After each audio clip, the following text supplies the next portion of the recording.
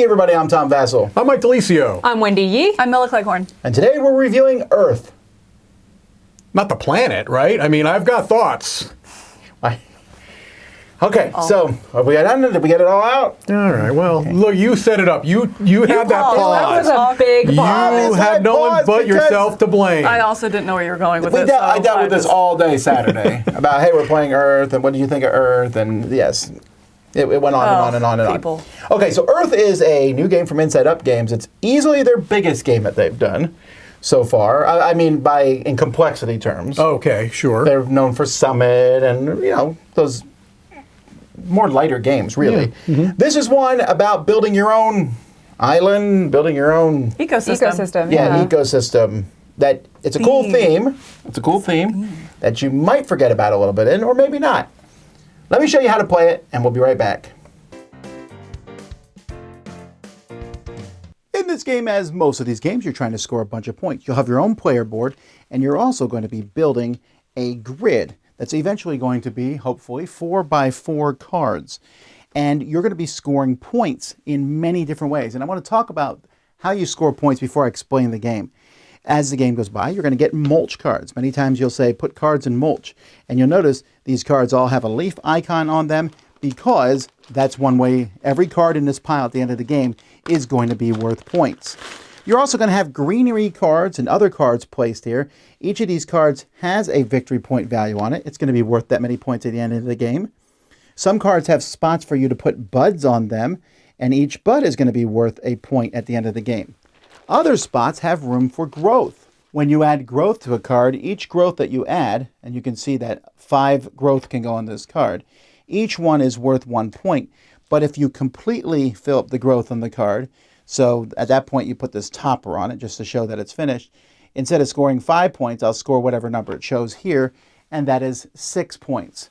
This card, for example, has room for 2 growth, and 1 is 1 point, but if you get both there, that's going to be worth 4 points. Some cards are just going to get in your display are going to give you points. Like this one here, for example, gives me 2 points at the end of the game for each soil that I have in my reserve with a maximum of 30 points. That's a lot of points, and that's why this one here has a high cost to play.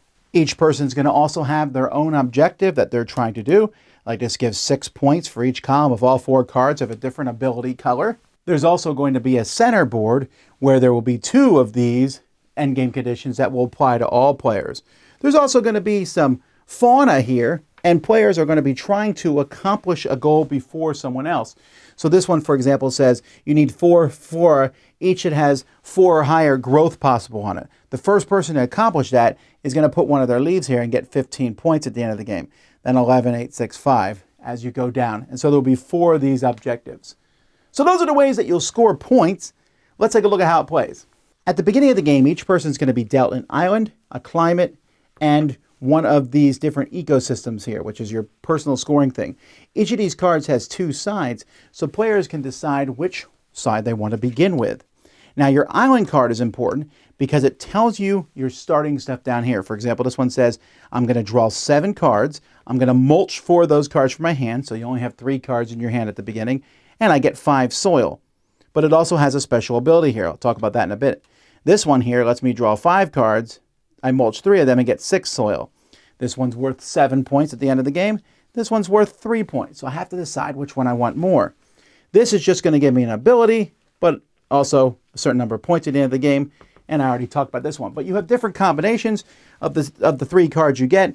You have 6 different ways that you can put them out on the board.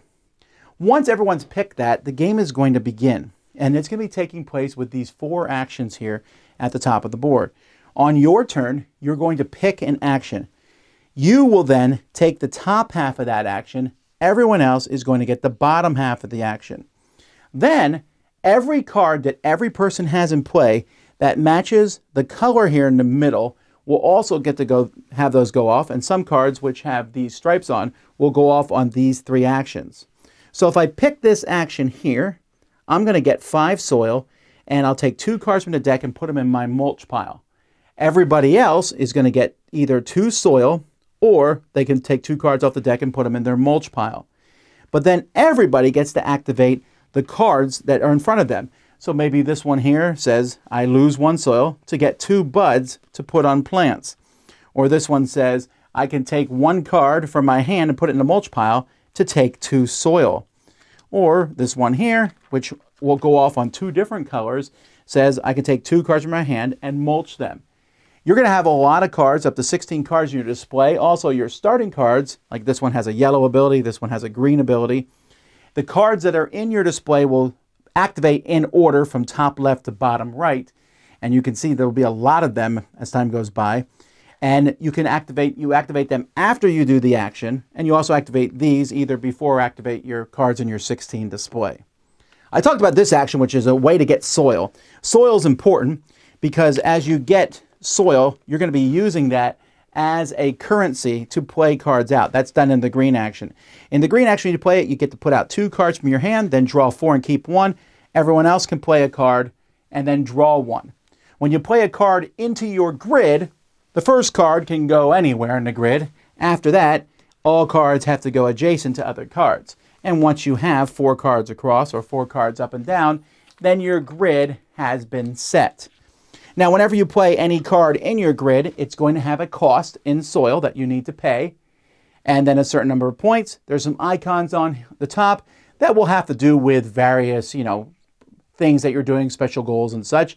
There's possible growth on some cards. And there's spots for buds. That's not on all cards.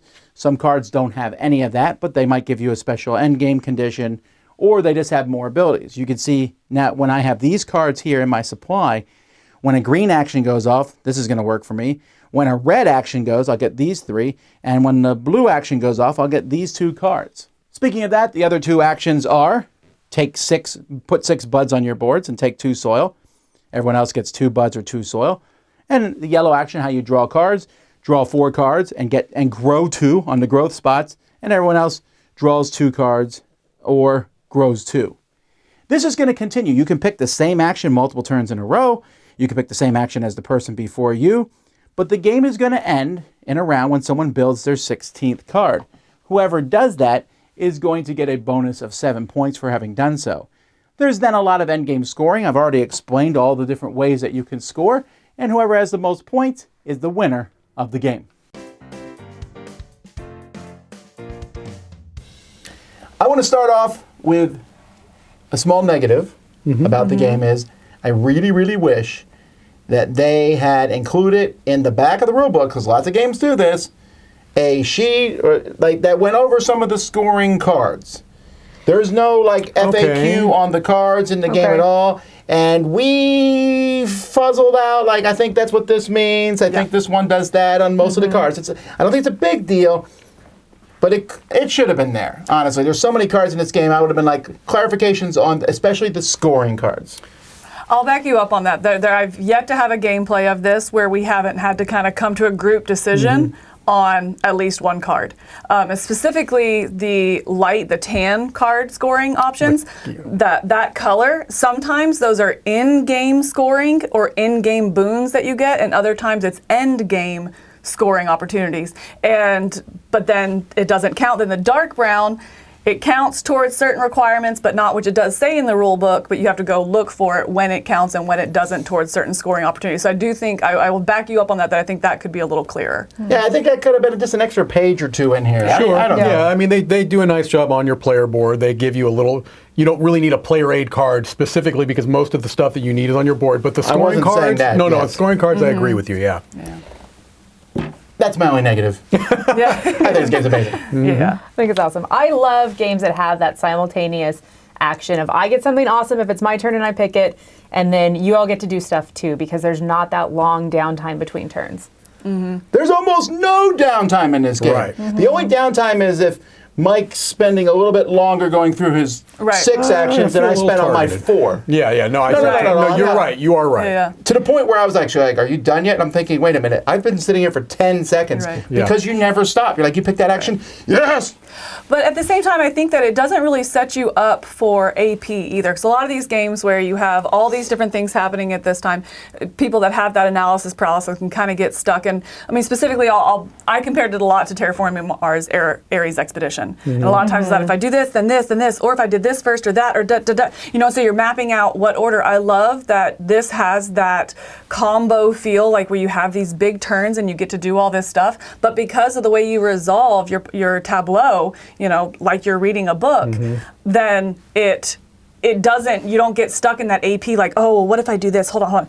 Okay, wait. No, if I do this order instead, like the way they have that resolution of all those actions you're taking is phenomenal. Not only that, but I can't think of another game offhand where that's structured like this, where when somebody does an action, everyone else is going to take a particular action too, right? A lot of times in games like that, I'm hoping for a particular action, and I'm very disappointed if that action isn't taken. In this game, there's usually one or two things that would be like, it'd be nice if Wendy chose this one. But no matter what Wendy picks, I'm like, yes, I'm doing this. Yes, I'm doing this. Right. I'm thrilled on everybody's turn because it's giving me something positive. I never feel like there's it's not that the choices aren't meaningful or impactful because they are, but there's never a time that I'm taking a turn that feels wasted. Ever. Right. I feel like the only time that happened to me was when I had completely spent all my soil because someone had just done the build a card action and then someone right after did it. And so I had no soil, I couldn't build anything.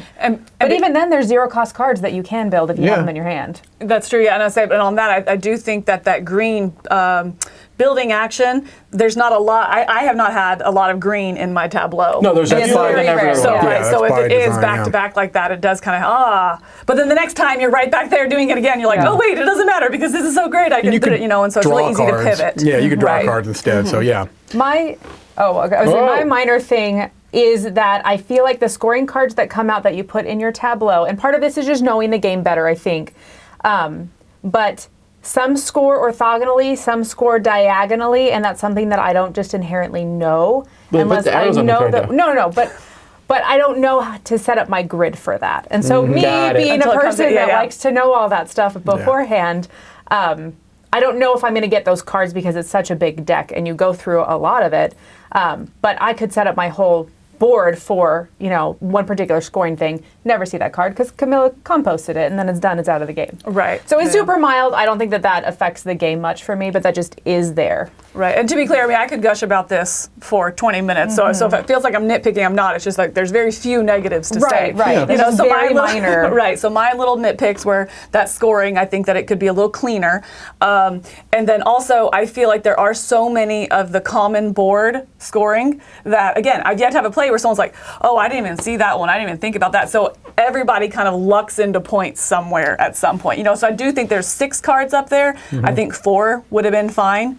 I think that is a little too split attention because it's like, oh, dang, well, I would have done this differently, but that's okay. I still got 212 points, so it doesn't really matter, So that relates slightly to my one negative, which is that at the beginning, if you're teaching this game to somebody, and this is really only going to be a first game issue, I think, for someone that is coming into it, it can seem like an overwhelming number of things that you have to consider at the beginning of a game. But I think you need to reassure new players that you're going to have opportunities to trigger a number of different scoring opportunities. So don't get caught up with every time I play a card, it has to fulfill 2 or 3 of these potential scoring cards. That's not how the game really is designed, I don't think. It's designed to give you options. It's designed to give you multiple paths to victory, and I've seen multiple paths to victory in this game. I've seen high growth, I've seen high scoring cards. There's different ways to do it. And so just don't get overwhelmed because it can seem like you're getting front-loaded with a lot of information. It is a much more streamlined and straightforward design than it may appear. And to that, before we go any farther, one thing I didn't go over in the overview is the event cards. When I first saw event cards in the deck, as soon as I saw event cards, I was like, I usually hate them. Because I was like, I'm going to destroy 2 of Wendy's plants and everything. But they're not. And it's neat because you can play an event card anytime. They're not that great. Yeah. But they let you change some stuff into something else. And if they are pretty good, they also sometimes have negative points on them. And you have to sit there and go, oh, I really need a pile of soil. I don't know. But then you can take that or not. Yeah. But it's 7 soil. Right. So I like the way the Met cards are done in this game. And hey, if you don't want to use them, mulch them. Right, and there are some scoring opportunities that have to do with event cards as well. I think it was the game that we played together that it was like first to play 4 of them or something like that. So they do tie into other things as well. They're not just game swinging events, which is nice. One other thing we haven't really talked about components or art or any of those types of things. This game uses kind of like the stock photography type of a I don't know if it is stock photography, but it certainly has that look, right? I usually hate that. But for some reason in this game, it doesn't bother me, because the reason why it does bother me in, for example, Terraforming Mars is because I didn't feel like there's any coherence. There's no like, they didn't No, there's look. not There's coherence, no for coherence. sure. Yeah. I feel like the imagery in this game is coherent. I feel like the artwork is nice. It is certainly pretty to look at, but it doesn't obscure anything you need to see on the cards. So I'm very happy with the way, because there are so many cards in this game, right? If they had done that wrong, it probably would have significantly impacted my experience with the game. I think they did a very good job on the most important component in this game, which are the cards. And I think it's because what you said there, you keep talking about it, you kept calling it art. And that's what it is. It's because, yes, they're pictures, and whether they're stock or not, it's like a National Geographic book, and so it's pictures to the art is really what it is in picture form. They are absolutely gorgeous, and even the most, I don't want to say like even the mushrooms look cool, because someone out there loves mushrooms, I'm sure, but but like everything looks cool, and you can just spend time looking at it and really getting into the theme here. Before we get to final thoughts, this game is going to be, by everyone that plays it, compared to other games. Yes. Okay, and those games are going to be Ark Nova, Terraforming Mars, Ares Expedition, and Wingspan. Yep. I think. Yep. Oh yeah. Thoughts on that? I think it's a perfect meld of that. I think it's okay that it's comparing, but it shows that it can compare but still be completely its own thing. I can see the Wingspan where you're putting out the eggs are in this, where you're putting out the growth and color doesn't matter. I can see that. I can see the Ares Expedition where you're making these combos and big triggers. I can see these things. But also I would say it's a completely different game. So the comparison is there for relativity, like you can relate to this game if you've played those, but by no means would I would say it's a killer of any of those. It completely stands on its own and makes itself its own game. That's interesting, because I'm heavy mechanics, and I think the art's very beautiful, but I don't sit and look at the cards as much as probably you both do. So in my mind, I think it's most like Ares Expedition, and it makes me want to play Ares Expedition again to really compare, because I feel like they're very similar levels for me, and they both fill that niche, is that what I'm trying to say? Yeah. That like area for me of what I want, but also I feel like I could have both in my collection, because I just really enjoy what's going on, and they are different enough. I agree with all of those comparisons you've made. I pretty strongly feel like I have preferences now. The only one I'm not comfortable saying is Wingspan, because I've played Wingspan so much more.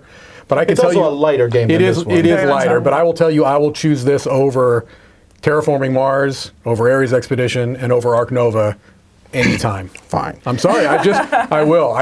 Because to me it gives me a similar experience, and it is so much easier to learn and teach. To me, it's more approachable, honestly.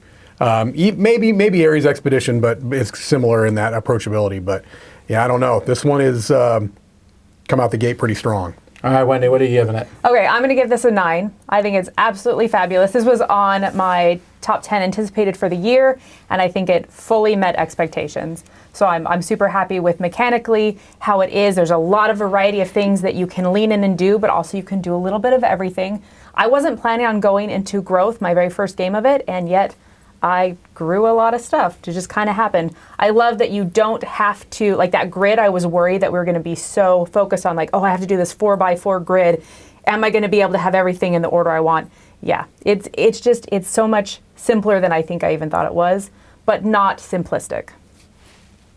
Yeah, I'm coming in at a 9 as well. This one really, I was really impressed that it's an interesting mix of, I feel like you can teach it to just about anybody. I would put maybe a family weight, maybe a little bit heavier than that. Like pretty much anyone can learn this game, I feel like, but yet it still has some depth, and you feel like you're making interesting decisions, and you feel like every decision you make rewards you. You know, and I think that the reward system of this game, it's like an addictive video game. You know what I mean? It's like playing Fortnite or something that you're just like constantly rewarded. And I really think that that was smart. I do have a couple little qualms, like I said, with some of the scoring, things, that kind of stuff. But even knowing that, it's not taking away from my enjoyment. And what I find with this game is after I play it, I'm thinking about it more. Should I have gone more heavier into this scoring? Do I hyper-focus on one or two of the scoring opportunities, or is it better to do a little bit of both? And I've played with a lot of different things, and I still don't know the answer to that. And to me, that shows the depth and the flexibility of this game and the legs that this game has,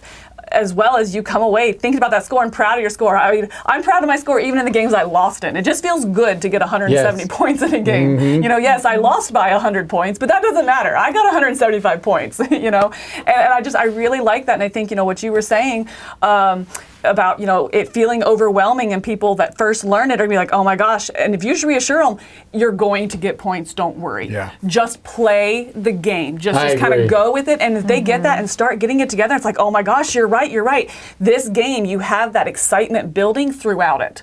And I love that. I think, you know, it's you're excited going into it, but by the end, you just feel powerful and good.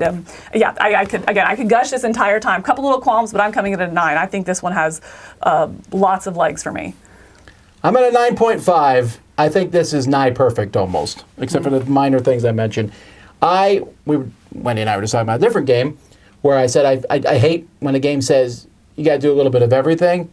Earth doesn't make you do that. Earth can be like, you want to be the mulch king? I'm like, I do want to be the mulch king. I'm going to be the mulch king. Mulch it up. And you can just mulch it up. How many mulch did you get in the last game you played? 75 mulch That's cards. insane. Yeah. Right? But you could also be Bud King, which actually means something different. Yeah. But okay. But Yeah. I mean, you can do all that stuff. And I really like it's so much fun to do that. And there are like, every card in the deck is different. Every single one. Yeah. And there's cards that are amazing. You're like, if you do this, if you add, you know, discard 20 cards from your hand, I'm like, Oh yeah, the mulch 21 is that? Oh my gosh, but it's not that's just like that. crazy. There's also things that like grow everywhere, and you're like, oh. Okay. But these cards are hard to pull up, but they're not impossible. Nothing in this game is impossible. You just have to spend several turns taking actions, and that combined with the fact that the action that other people pick is almost as good as me picking it. Yes. I almost never come across a game like that. Most of the time it's like, Mike's like doing all this. Also, Tom, you get 1 wood. I'm like, thank you. Right. In this game, I'm like, It's a pity. I'm doing better than you, and you're Yeah. the person who picked the action because Right. yellow's my color. So fantastic. So I wanted to equivocate on my score a little bit, coming, you know, when I was thinking about doing this. 2. But I'm not. To me, it's not a perfect game, but it doesn't have to be a 10. This is a 10 for me. It doesn't have to be a perfect game. What this game does is it makes me giddy. Like, like I was giddy throughout the playing of this game. You were singing. Like, Yeah, it's like I was trying to think of games that make me joyful. This game makes me joyful, right? It does what you're not always looking for that experience in a game. Sometimes you want to really, you know, head down, thinky thing. This just brings me joy. This game makes me excited. It's one of those things where you're not supposed to show your cards to other players in games, generally speaking, right? But you do. That's not something you want to do. I'm like, oh my God, look at this card, right? That's the kind of feeling this game gives me. And to give it to me in the time period that it does, in a way that doesn't make me, you know, feel like I'll have a hard time teaching it. I just want to like share this game with people. Yes. And to me, that's a thing that's like, yeah, to me, that's a 10. It brings me joy. I'm giddy when I play it. I want to talk about it to anybody that has any interest in games at all. There you go. Will it hold up over the years? I don't know. But right now, I can't think of anything that I'd want to play more. Well, there you go, folks. That's Earth. Thanks so much for watching. I'm Tom Vassell. I'm Mike Delisio. I'm Wendy Yee. I'm Milla Cleghorn. We make the world go round.